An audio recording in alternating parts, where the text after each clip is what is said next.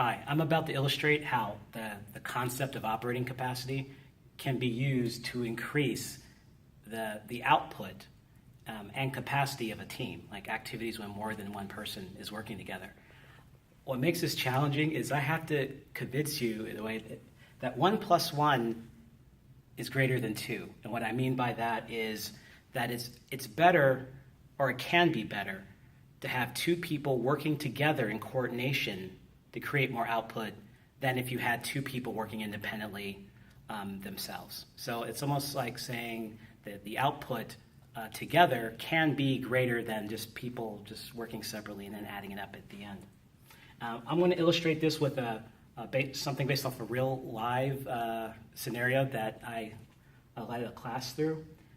So basically the task was a volunteer activity near somewhere near our campus, and we had to package food for families in need.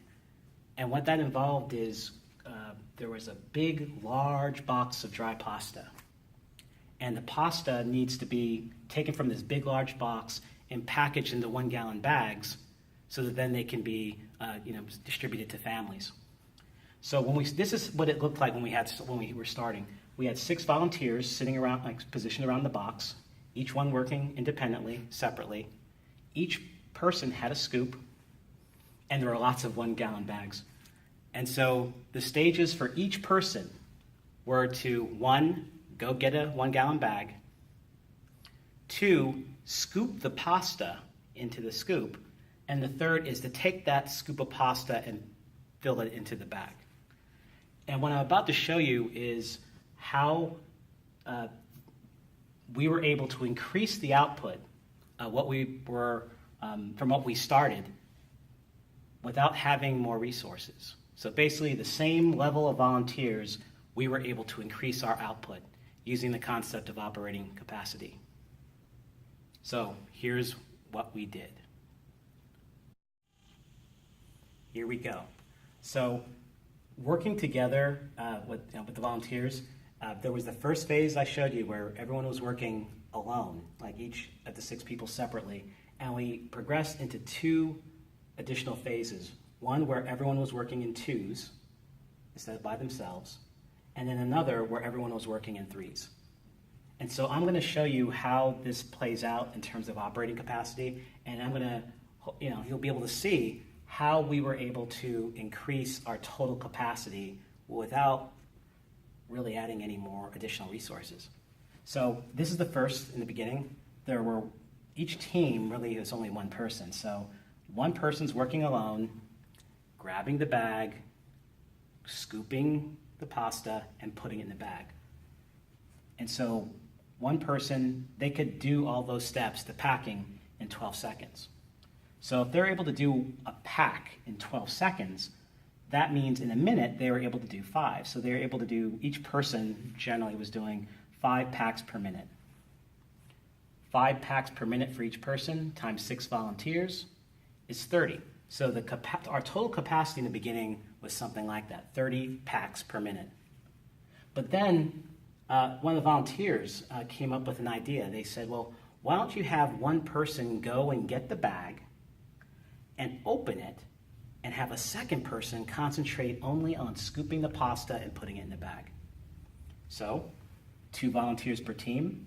The pack time, let's say was now 5 seconds. So every 5 seconds, there was another pack being produced by a team. So if the pack time is 5 seconds, that means you're able to do 12 packs per minute. So every 60 seconds, you're doing 12 packs, each team. There are 3 teams. 12 packs per minute times 3 teams is 36 packs per minute. So our capacity just increased. And then at one point, one of the volunteers said, well, why don't we separate it even further? Have one person responsible for retrieving the bag, and handing it to a second person who opens the bag, and then the third person will take the scoop and fill the bag. So now we have a team of 3 people, volunteers per team, and it was faster. They were able to go through all those steps typically in 3 seconds. So if you're doing a pack every 3 seconds, you're doing 20 packs per 60 seconds or 20 packs per minute. But as you can see, with 6 volunteers working in threes, you have a smaller number of teams. So now your number of teams is 2. 20 packs per minute times 2 is 40 packs per minute. So we went from 30 packs per minute to 40 packs per minute. That's a pretty big increase. And was kind of exciting was that our total capacity of packs per minute, as well as our output over a couple hours, was able to increase while our number of volunteers remained the same. We only had 6 volunteers on this process the entire time. So there were not additional resources, but we were able to get 10 additional packs per minute. And this isn't about people just working hard. No, it's more like we organize ourselves a little bit more easily and with each other to get a better result together than everyone was doing apart. And what's kind of nice is we actually had need for fewer scoops, because in the beginning, under this model here, each person had a scoop. For that last model where they're working in threes, we only had 3 scoops, 1 scoop for each team, and so it was able to, so we actually had to use less resources, and yet still we had more output. So I hope I've kind of convinced you that when it comes to people working together, in a way it is kind of true that 1 + 1 really is and can be greater than 2.